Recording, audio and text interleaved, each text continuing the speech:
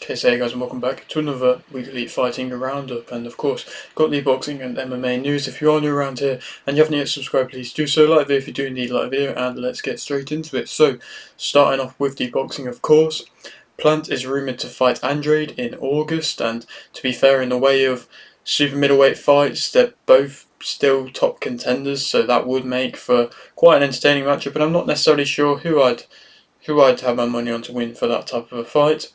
The BBOFC have ordered Levars vs Ali, Lopez vs Leo, Delgado vs Flores, Torres Jr., Garcia, Melnicki Jr. and Hegai will fight August 10th. Taraji is set to fight Rosales next. Okoli has called out Parker. I think that'll be an interesting fight. I don't necessarily see it happening, but I suppose at the same time you never really know. With boxing now seemingly willingly getting involved with the whole Riyadh season and his excellency and everything like that, that could happen. Parker hasn't really got any kind of huge options on the table for fights, so yeah, like I say, that could happen. Inoue is reportedly planning to fight Doheny September 9th, and there's been a lot of backlash around that fight. Obviously, the Akhmadaliev one was ordered, but at the same time, Bob Arum seems to really not want that fight, and he wants the one with Doheny, and it's not really a great fight. I don't necessarily think it's one that anybody's calling for. I think if you have to have another different contender from that division, I'd probably go with Casemiro, but at the same time, he's not really a big name either, so I think the Akhmadaliev one probably is the biggest fight available to Inoue in that weight class, but the Doheny one might end up happening. Makhmudov versus Vianello, Mason and Tucker will fight August 17th. I think Makhmudov versus Vianello is actually a really good matchup, to be fair. Two heavyweights who have just fallen short at their top kind of rankings, and Makhmudov has been somebody who has rebuilt since then and is now back in top contention. Paul vs Perry, Serrano vs Morgan, and Aguiar vs Marksman will fight July 20th. I said last week that was reported that Perry would fight Paul. I wasn't necessarily sure if it would end up happening, but I think this is a good fight. I think it could be a very tough fight for Paul. Perry's going to be somebody who's not going to just bowl over at all, and he's very, very tough, and it's risking a huge payday, of course, if he does lose versus Perry for the Tyson fight. So, yeah, I have nothing but really respect for Paul for being willing to take this fight. Top Rank have won the bid versus the purse bids for Haney versus Martin, and there was quite a bit of backlash about that. Obviously, Matchroom didn't even really try and bid, and that seemed to really annoy Haney. And then Haney's now saying that he could have just won the purse bids himself, and now he seemingly doesn't want to fight until the Garcia rematch, or I don't know, any other type of fight could end up, a bigger fight could end up happening instead, and he doesn't really want the Martin fight, which I don't really blame him, but that kind of means that he probably won't be fighting for a while. So I don't necessarily know what's going on with Haney at the moment. Munguia is in talks to fight Berzinian September 21st. I've been calling for Berzinian to get a big fight for a while, and I think that's a really good fight, to be completely honest. Ogunbemi has passed away, unfortunately. He was an amateur fighter, and he was seemingly going to progress into the pro ranks very nicely, and I believe there was some sort of shooting or something. I don't necessarily know all the details and everything like that, but with every kind of fighter that has passed away, I like to give them just respect, and just to mention it out of respect, and yeah, so I thought I would do that. Moving on, Barrios has been elevated to the WBC World Champion, and that's coming off Crawford now, of course, moving up and seemingly vacating that belt. Well, now Barrios has been elevated to that champion, and it's interesting. I'm sure that's probably not the way he wanted it, but I'm sure he's going to take it at the same time. Zamora has joined Top Rank. Pochetti will fight July 6th. Matchroom have partnered with El Mexicano. Garcia vs Haney was changed to a no contest. Garcia has subsequently been banned for a year, and he's also said on Twitter that he's retired. So I don't like. He's another guy. Don't know what's going on with Haney. Don't really know what's going on with Garcia. But when do we really ever know what's going on with Garcia? Obviously, it's now all come as expected. The no contest has been said, and it's not surprising at all with all the substances and everything like that. It is a big deal, and it's being made into realistically a big deal. A ban for a year, it might end up being more. Probably should be end up being more if it's like really as big as everybody's making it out to be. Then it probably should be more. And I don't know everything behind the whole what drug it is and everything like that. But from what I've heard, it's a very bad drug that he's tested for and tested multiple times positive for. So perhaps it should be more than a year, but it probably won't be because boxing doesn't seem to fully enforce regulation like that when it comes to drug problems. But yeah, then he said he's retired. I think he's just going to really go and enjoy himself and do whatever he wants, which is kind of what he was just doing in the first place. Moving on, Optaya has called out Usyk. Be an entertaining fight, but I don't think Optaya is quite worthy of that shot as of right now. Moving on, WBO have awarded Navarrete vs Valdez 2. The first fight was a great fight. I'm here for a rematch, and I don't necessarily know if there's any other bigger fights for Navarrete at the moment, so why not? Arum wants Haney vs Lopez next. Could happen, but I don't necessarily know if it will. IBF have awarded Nonchinga vs Ibuki, Temper vs Bruckner, Sharks vs Musa, Yudigang vs King, Erickson vs Rose, and Anderson and Gotti vs Fields will fight August 10th. Hearn wants Dixon vs Harper next. There's no official deal between Joshua and Dubois next, yet, and there's been loads of talks of that fight happening, but to hear that from Eddie Hearn that there's no official deal actually in place yet is quite surprising, because I mean the press conference I swear is meant to be at the end of this month or something like that, so maybe they're still confident, but it's just like I say, no seemingly official deal yet. Fielding won via points versus Osgood, Welland won via points versus Faria, Smith won via points versus Irving, Lloyd Taylor Jr. won via points versus Dernan, Harris won via TK round 2 versus Bick Horsov, Brown won via points versus Boulot, Cesaron won via TK round 2 versus Lacroix, Majid won via points versus Corsieri, Zalbeck won by TK in round 1 versus Reynoso. Arthur won by split decision versus Cameron to become WBA Intercontinental Light Heavyweight Champion, and that was a nice Wasserman card. Probably one of the more excited Wasserman cards that I've been for one in a little while, because I thought the Cameron versus Arthur fight was going to be a great fight, and it was. But just to congratulate a couple of people that I spoke to, Welland, another very good performance from him. The Majid one, another good performance from him, comfortable as well. And Harris was good to see him going and getting a stoppage when it's against an opponent which you kind of expect him to get a stoppage, and you think he should, and he does, and he delivers. It's nice to see. He seems to be progressing well with Peter Fury.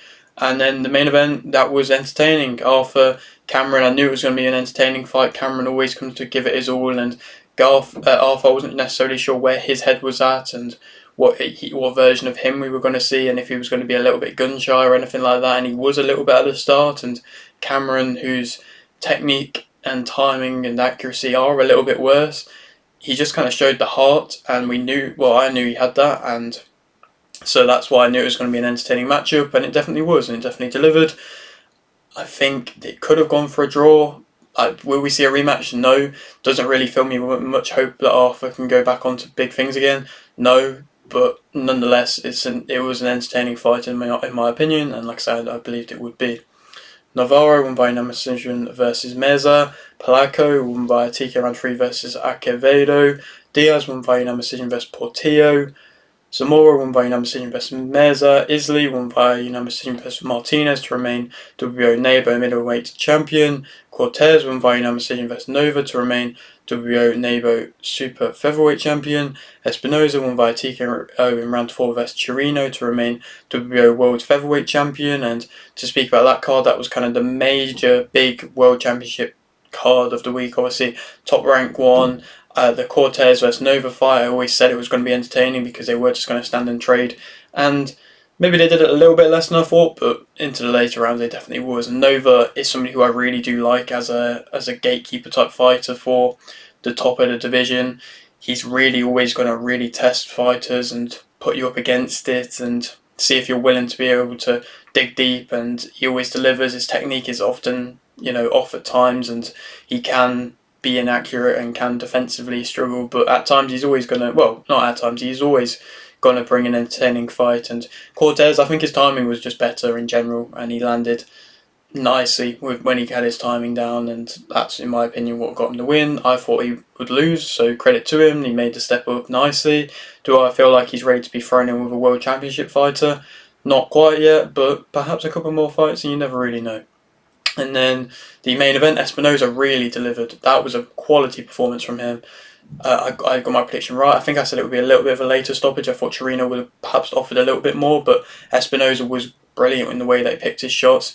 Longer range fighter who was also willing to fight in close, like I said in my prediction, is difficult to deal with, and perhaps defensive wise he wasn't really worrying about too much, but Chirino wasn't really offering too much, and Espinoza picked his shots really nicely. That uppercut that he landed to get the first knockdown was beautiful, and in general, a very destructive performance in which really showed that, the Robeisy Ramirez win wasn't just a fluke or anything like that. He does actually have world championship talent and is now making a name of himself in the featherweight division, and he's being entertaining as well. Moving on, Wiggins drew versus Agios. Herzeni won via points versus Morgan. Farrington won via TK round 3 versus Palmer. Davey won via stoppage round 8 in round 5 versus Wood. Udin won via KO in round 1 versus Perez. Hussein won via points versus Sampson. McGann won via TK round 3 versus Barbaz. Congrats to McGann returning back to winning ways in impressive fashion. Bennett won via stoppage round 2 versus Powerwork. Farag won via number decision versus Kademi to become Commonwealth Super Flyweight Champion. While Diassi won via KO in round 4 versus Masirika. Suleiman won via TK in round 2 versus Gonzalez. Udin won via points versus Commerson. Ali drew versus Majid. Vuong won by unanimous decision versus Ofori. Dolan won by split decision versus Ryan to become British and Commonwealth Super Flyweight Champion. Crocker won by unanimous decision versus Walker. And Denny won by unanimous decision versus Cash to remain EBU European middleweight champion. And to speak about that card, obviously as well, the Fiaz versus Baker one was cancelled. That is really weird, the whole kind of thing that's happened with that. Seemingly something to do with Baker, I'm not entirely sure. Nothing really major has been come out about it yet. It's just some betting activity, and from what I've heard Eddie Hearn say about it, he's never really seen anything like it, which is very surprising to hear in all the years that he's been in boxing. So I don't necessarily know what's going on, but I know that there's an investigation going on, so I hope something will be coming out to, show the fans and just to see what actually happened. And, otherwise, card-wise, a good card for Wong. Good unanimous decision victory. It was going to be a tough fight versus Ofori coming in on late notice. He was still going to be a game opponent, and for Wong put out a good performance as well, though, and was landing nicely and, vintage, and perhaps went the rounds where he needed to. Showed little bits of weaknesses at points, but it was a good step up in opponent, and it was nice progression, and I think it does get himself nicely ready for that Flynn fight. And I think if you compare Flynn's performance versus his last opponent and Vuong's performance against his last opponent, the Vuong one was probably a bit better.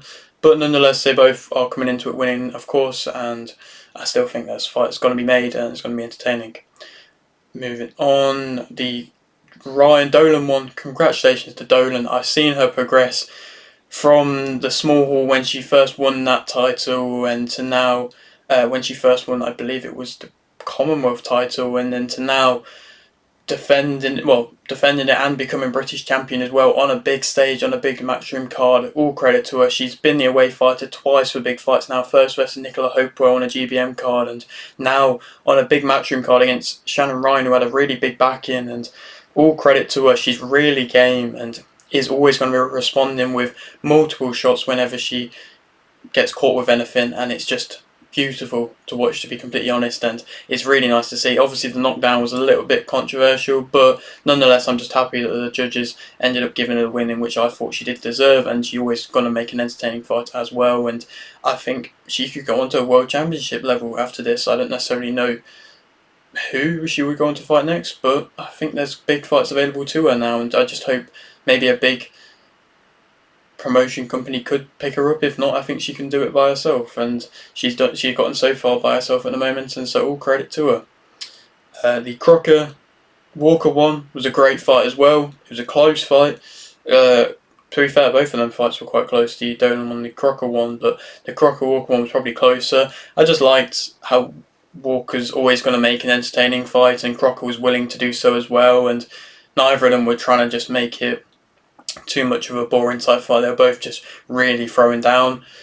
Perhaps Crocker landed the better shots, and he was on the back foot and probably conceded less shots. I mean, conceded more shots against him. So it's close. I probably would like to see the rematch. Obviously, the Paddy Donovan one was the one that everybody was talking about for him.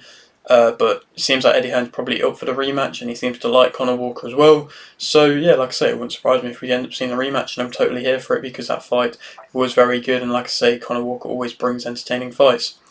And then the Denny Cash one. Congratulations again to Denny, another fighter that I've seen progress really well. I think I interviewed him right after the River Wilson first fight, or something like that. But he's come a long way since then, and like Eddie Hearn said, when you see somebody with a 2 losses on their record early on, you rarely ever see them go on to that European level, and he's delivered. I think he's really progressed nicely, and he looks like a very, very good fighter. And the shots he was picking, I think he's getting more powerful, but I think that's just coming with more confidence. And Cash just looked outdone, and Cash was the favourite. And perhaps you can blame it on inactivity, but in general, I think it was just a better performance from Denny. And obviously, it got stopped with the head clash, but in general, Denny was completely outfighting Cash, so there was no real doubt as to what was happening and what we were seeing. And in the end, yeah, very good performance from Denny, and I'd like to see him progress on. They're talking about World Championship fringe, World Championship level next.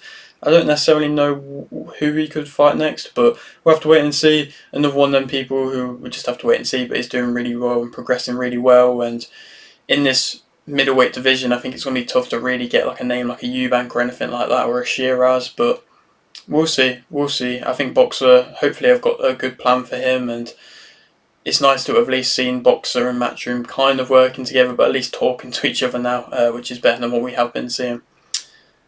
Flores Jr. will fight July 20th. Catterall will fight Prograis August 24th. That's a good fight. I thought it would be Catterall versus Barboza Jr., but of course the Prograis one is also a very good fight. Moving on now to the MMA news. Du Plessis will fight Adesanya August 17th. That's what a lot of people are here for. I think the middleweight division is very entertaining at the moment, and yeah, I believe that with, of course, Whittaker winning in impressive fashion as well, this fight is going to make for bigger fights along the line, and it's really going to decide whether or not Du Plessis is able to be at the top level. And of course, Adesanya's coming off the loss, so we'll have to wait and see how he's been since then, and if he's going to be coming a bit more aggressive, and if he is going to be throwing more, if he's going to be on the back foot. I think if he is on the back foot, he's going to struggle against Du Plessis, to be honest. Eblen will rematch Edwards September 14th. Nurmagomedov will fight Shab Lee September 7th. Malkin versus Rueg, and Tawanchai versus Natawu 3 will fight November 8th. Tuli has unfortunately passed away. He was in the first ever UFC fight, and yeah, UFC 1, and yeah, it was sad to see him pass away as well. Another fallen UFC 1 legend as well. There was one just a couple of weeks ago as well now, so rest in peace to him. Smith will fight Dolidze June 29th. It's funny how it's gone from Hill versus Allberg to Smith versus Dolidze, that fight. But nonetheless, it's happening. Van Zandt is joining Power Slap. I don't normally speak about Power Slap just because I'm not really a massive fan of it, but Van Zandt's a big name and she's joining it. Rosenstruck will fight Tuivasa August 17th. Kuramedov won via decision versus Jackson to become Bellator MMA welterweight champion. Chanko won via decision versus Zhao. Gadziazulov won via decision versus Ribeiro. Gafurov won via decision versus Kyung Ho. Fakhreddinov won via decision versus Dolby. Lima won via submission round 3 versus Naimov. Hakaparast won via decision versus Gordon. Uzdemir won via KO in round 1 versus Walker.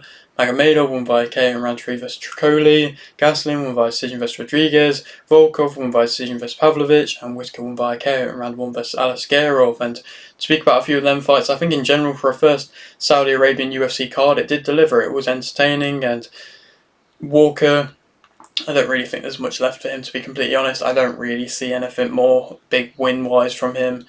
Yeah, I just don't think. He's entertaining and he's always going to bring that, but he's just not really got the chin, and then he just struggled and he didn't really do anything in that first round versus Uzdemir, and then got slept.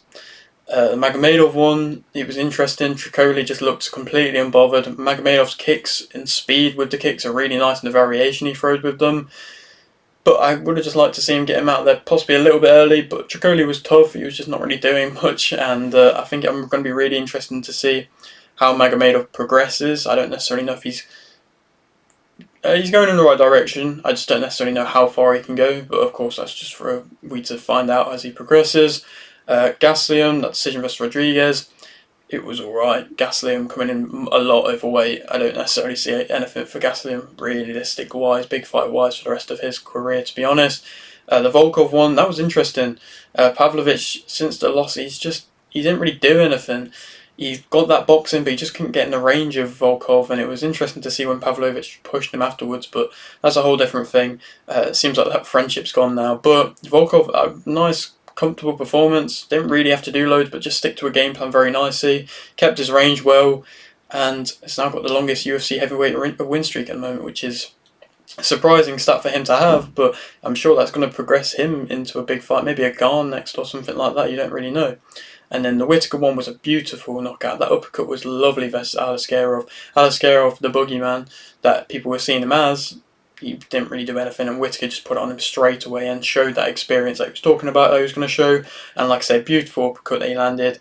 Great boxing. I think he's probably coming in with the most confidence he's had in a long time in his career, and wouldn't surprise me if we see by the next couple of years, if he's had another title shot, the way he's going at the moment, it wouldn't surprise me. But hopefully another big fight for him next, and I give him full credit for him to fight Alaskarov, like I say, the boogeyman that didn't really gain him anything. If he'd if he'd have lost that, it would have really been bad for him. But maybe we will see the Chimaev one next. I'm not too sure. But yeah, that is it for today's video. Hope you'd enjoy it. Like the video if you didn't, like this, subscribe if you're new, and thanks for watching.